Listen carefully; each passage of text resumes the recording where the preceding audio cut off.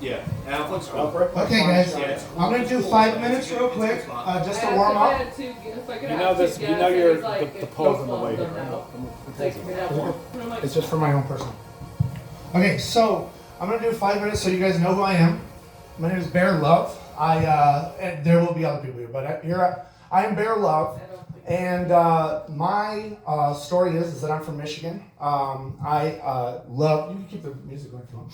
So I literally was raised very, very Christian, and I was always a rebel. So when I found my people who were not, I fit right in. I started selling weed in 6th grade. But either way, when I became an outlaw for the law in Michigan, it just seemed like I couldn't fit in anywhere and I couldn't do their probations and stuff. So I headed out on a Greyhound bus. This is a story. It's not really any joke. I'm just trying to warm it up. So, but I moved to California with a backpack and a tent because I couldn't fit in where I was. And so all my stories, that's where it was, because I couldn't fit in. I didn't want to leave my family. I didn't want to go somewhere. And so I hear some stand-up comedians don't fit in where they all go. So I don't fit in. So I hitchhiked to the bus station in Columbus, Ohio after my first music festival. I put all my money into my friends. So we sold our car. It was a Corsica. I didn't know if this was going to be a preamp to the fact that I was going to be a fat comic living in a van down in a South Philly River. But we had, just like Chris Farley and David Spade in Tommy Boy, the hood of my car fly up on the highway.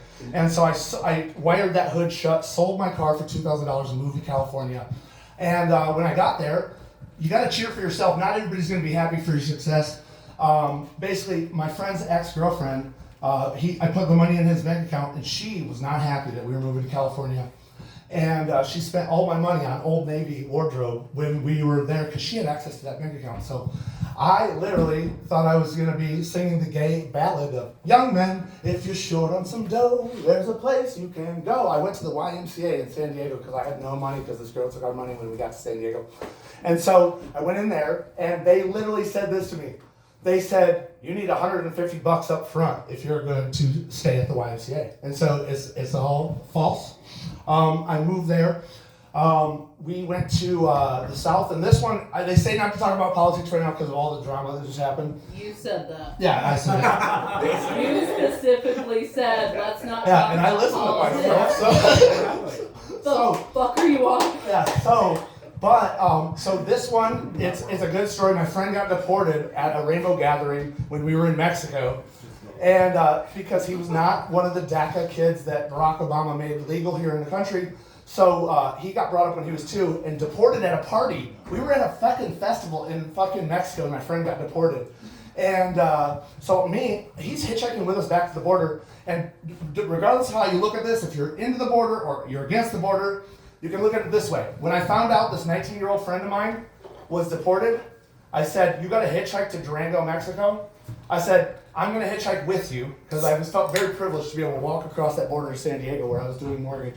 And so I said, I'm going to go sell my computer. I'm going to meet you right back here the next day, and we're going to hitchhike to your family down in Durango. And so if you're a Trump supporter, I took one of them home for you. If you're a liberal, I took that poor 19-year-old kid to his uncle's house in Durango, and I hitchhiked 3 days through Mexico so that we could make it there. I got picked up. There's a rule hitchhiking in Mexico. Don't hitchhike at night because the mafia runs the road. I thought it was like, the freaks come out at night. No, the mafia runs the road. We got picked up by people who I thought was Mexican hippies, and basically they had just dropped off 100 kilos at the Mexican border of America, and they were the Sonora Sinaloa cartel. I thought they were Mexican hippies because they were happy. The doors were welded shut on the Dodge Caravan. You know what I mean? So we all had to get in and out of the passenger door. So, but they decided they were going to take us 8 hours all the way to Mazatlan. And if you know the 2010 freeway in Mexico, that's a big ride. We really needed that ride.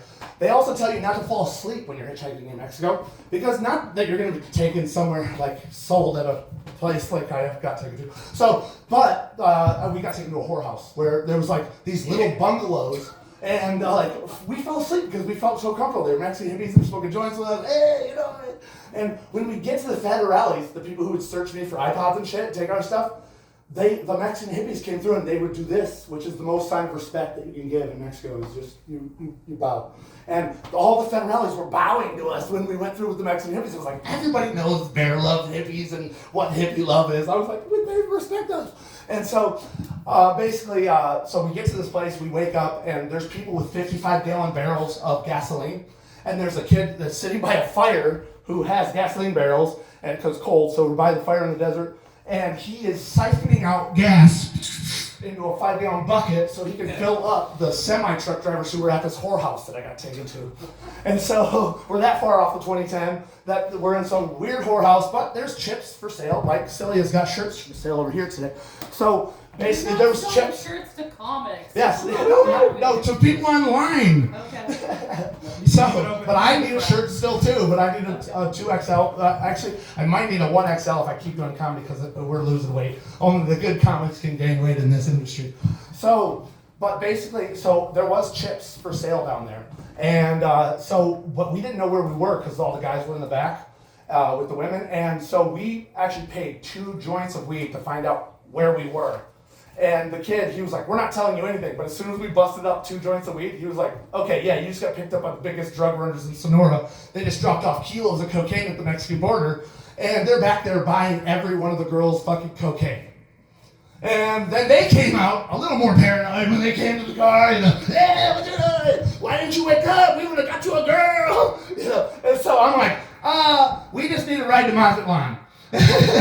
And all of a sudden they got paranoid and light bulbs came out and I had to smoke this light bulb to prove that we weren't on the run. I don't know. But I was going to Rainbow Gathering Family down in Belize, where I was going to get the job with Kundalini Kim picking coconuts on Rainbow Gathering family land. So I was going to Belize. So when the Mexicans were asking me where I was going, I said Belize.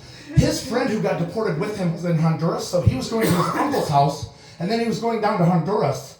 And so he was saying we were going to Honduras. I was saying I'm going to Belize. So they were like, what's real? And I didn't even know there was tension in the car. We got kicked out right after that. At the next day, we didn't get the 8-hour ride. It was only a 4-hour ride. But if you go to another country, please read the signs.